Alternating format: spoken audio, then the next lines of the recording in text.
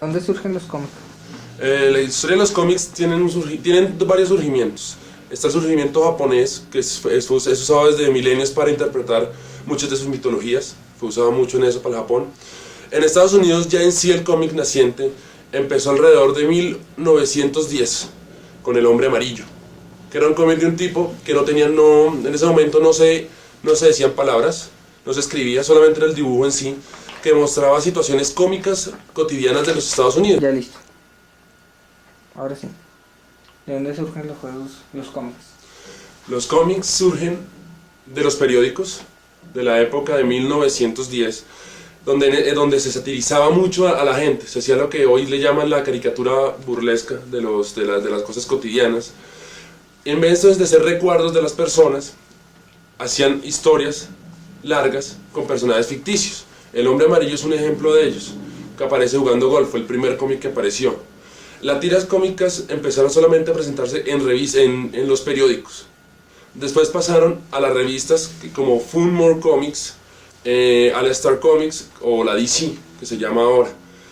Ellos crearon otros personajes que más bien eran de detectives y manejaban mucho lo que era cuestión de guerra. La época de los cómics dorada empieza cuando en 1968 se crea Superman y 2 años después Bob Kane inventa Batman. Ahí empieza la verdadera historia del cómics. Ya después empiezan a venir la edad de oro que es de DC, la edad de plateada que es de Marvel, y una edad que es alrededor de 1975 a 1985, donde el cómic casi muere por una falta de identidad entre ellos y los seres humanos. La historiecita del cómic. Pero los cómics de Walt Disney y todos esos, ¿qué tantos tienen que ver? Los cómics de Walt Disney, no, los cómics de Walt Disney son apoyo. Y de Warner.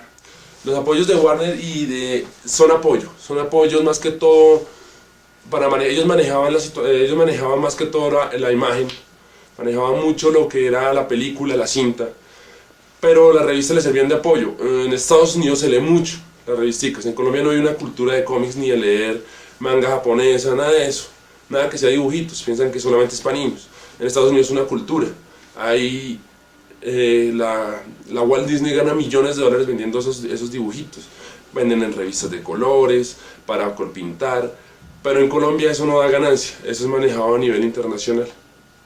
¿Qué lo atrae de los cómics?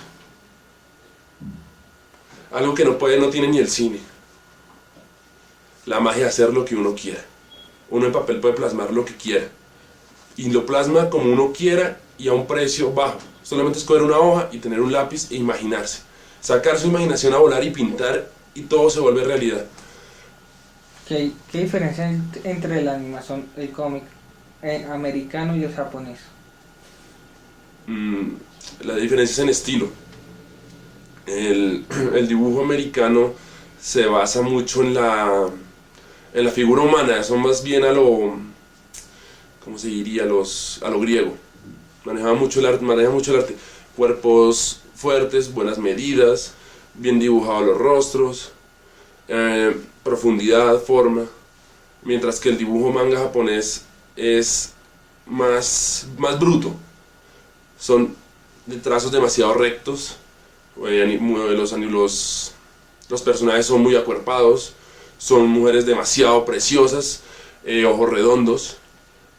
Un punto de la mirada es importante para el cómic japonés, por la forma del manga japonés es la mirada, es más estilizado y que tiene una historia larguísima.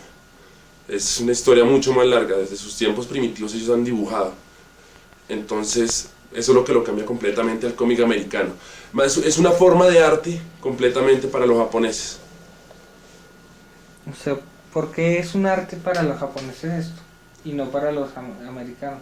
No, el cómic en general es un arte, pero en la cultura occidental tenemos por mucho 100 años de ser dibujantes de cómics, de dibujar personas, dibujar cosas para vender al por mayor, pero con un sistema artístico. Mientras que en Japón dibujar es un arte, es un placer, porque viene de su propia cultura. Ellos representaban en muchas formas los dibujos, las vivencias, todo lo que le pasaba al pueblo japonés, al pueblo chino, al pueblo oriental, lo reflejaba mucho a través de los dibujos, sus historias, sus mitos, sus leyendas, se basaban mucho en el dibujo, no en la palabra ni en el escrito, sino mucho en el dibujo. Y a los niños en las épocas antiguas se les enseñaba con el dibujo la historia de los países. Listo, Javier. ¿Cuáles son los personajes más sobresalientes de cómic en toda la historia? Los más sobresalientes. Muy pocos son los sobresalientes en el mundo del cómics. Todo no se puede negar, el icono general del cómics es Superman. Se puede hablar de los X-Men ahorita contemporáneamente, aunque ya están en decadencia. Spawn es un mito porque rompió muchos récords de ventas, tiene un estilo muy propio, es una compañía independiente también, entonces entró muy duro. Es que cuando uno habla de cómic no puede hablar algo en general, se tiene que hablar de... Es demasiado grande para poner en generalidades. Como el cómic no se maneja como si fuera un mundo real, no es que Superman está aquí y Batman está aquí, no. Batman puede meterse donde está Superman y Superman puede meterse donde está Batman y pegarle quien quiera. Entonces más bien es una generalidad de que se vuelve tan complementario de que si falta un personaje tienen que agregarlo, tienen que inventarse un personaje. Son tan reales que si el personaje no funciona, no tiene una buena personalidad, es rechazado. No se puede hablar, el único ícono realmente es Superman. El único ícono porque fue el que inició la edad de los cómics, es la medida del cómic, es la medida representante del héroe perfecto, es él. Hablando de Superman, y viendo ahorita a Goku, que es un personaje empieza de los 80s, ¿puede ser el Superman japonés? No. ¿O hay otro que...? Es que es igual, el sistema japonés es el mismo que el americano. No tiene un icono. Tiene un icono pero por generación, no un icono general. También es como el americano, es por generación. Ahorita es Spawn, antes fue X-Men, muchos años antes fue Superman. Vienen por generación, no se puede hablar de uno en sí. Tiene que ser una generación. Todos tienen las mismas bases, sino que la trabajan diferente. ¿Han habido cambios en los personajes clásicos o se han estancado?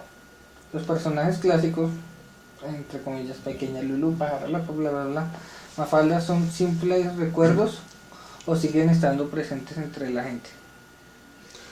Siguen estando vigentes.